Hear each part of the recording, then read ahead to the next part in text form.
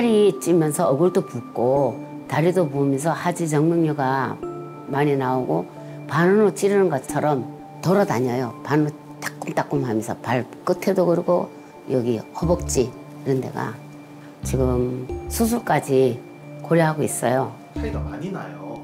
생각보다 심각한 건강 변화에 대해 하소연하던 바로 그때. 배야. 어디 불편하세요? 배가 좀 아픈데 저 화장실 좀 다녀올게. 네. 네.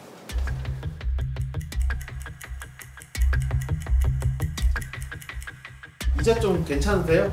예, 좀 괜찮은데 제가 변비가 심해가지고 병원에 갔더니 용종이 한 3개가 있대요.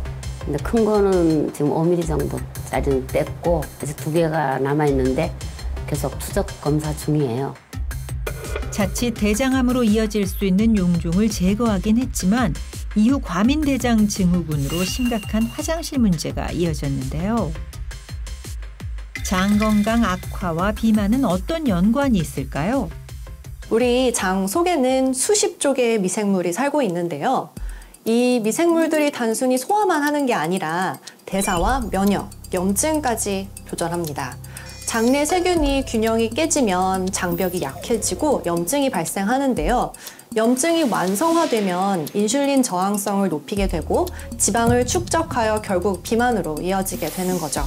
게다가 체중이 감량하면 비만 기억 장치가 작동되면서 체중을 감량해도 다시 원래 체중으로 돌아가려는 현상이 일어나게 됩니다. 따라서 체중 감량을 지속적으로 유지하려면 먼저 장내 환경을 바로잡는 것이 선행되어야 합니다.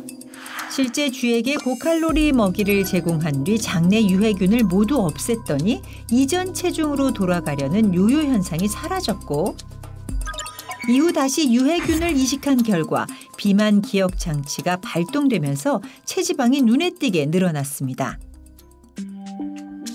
망가진 장 건강을 회복하기 위해 채소 반찬에 밥은 딱 2숟갈로 제한했지만 문제는 작심삼일을 넘기지 못한다는 거였는데요. 한 2~3kg 뺐다 싶어가지고 좀 이 정도는 먹어줘도 괜찮겠지 하고 그동안 안 먹었던 걸 솔직히 말로 폭식을 할 정도로 먹었어요. 그러다 보니까 3~4kg가 더 찌는 거예요. 빠진 것보다.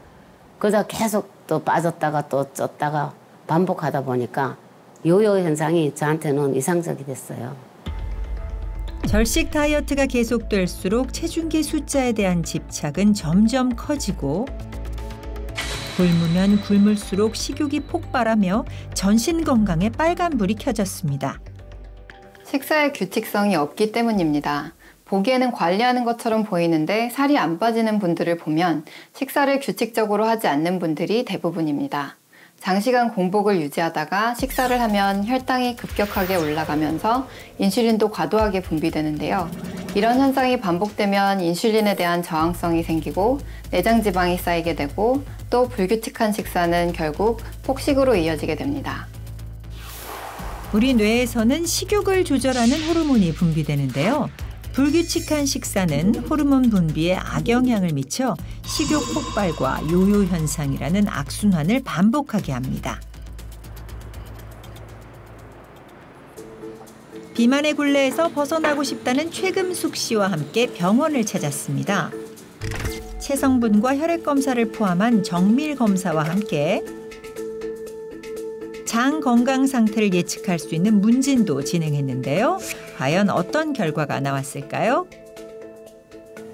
체중 나가는 것에 비해서는 또 체지방량이 많이 나가고 체지방량이 많은데 그중에 또 유독 좀 도드라지는 게 복부 지방, 복부 비만이 너무 높아요. 사실 그래, 맞아요. 대장에 용종이 있었고 가민성 대장 증후군이 있는 걸 봤을 때는 장내 환경이 굉장히 안 좋은데 장내 환경이 안 좋다 보면 장의 염증이 온몸으로 퍼지면서 일어났던 복부 비만이나 대사증후군을 더 악화시킬 수 있거든요. 예상했던 대로 장내 독소가 많은 장 건강 위험군을 진단받았고 혈액 검사 결과 또한 관리가 시급한 것으로 나타났는데요. 특히 주목해야 할 점은 렙틴 호르몬 수치입니다. 다이어트에 성공하려면 음식에 대한 욕망을 다스리고 배가 부를 때 숟가락을 내려놓는 것이 중요한데요. 이때 도움을 주는 것이 바로 식욕 호르몬이라고 불리는 렙틴 호르몬입니다. 뇌에서 분비되어 포만감을 느끼게 해주는 렙틴 호르몬. 다이어트와 연관이 깊은 렙틴 호르몬의 균형을 좌우하는 것은 놀랍게도 장내 세균에 있었습니다. 장 속 유해균이 내뿜는 독소는 렙틴 호르몬의 분비를 방해하는데요. 렙틴 호르몬 분비에 문제가 생기면 식욕 조절이 원활하게 되지 않아 과식을 유발하고 이것이 반복되면 결국 비만으로 이어지게 됩니다. 따라서 장내 유익균을 늘리고 유해균을 줄이는 것이 건강한 다이어트를 위한 열쇠라고 할 수 있겠습니다.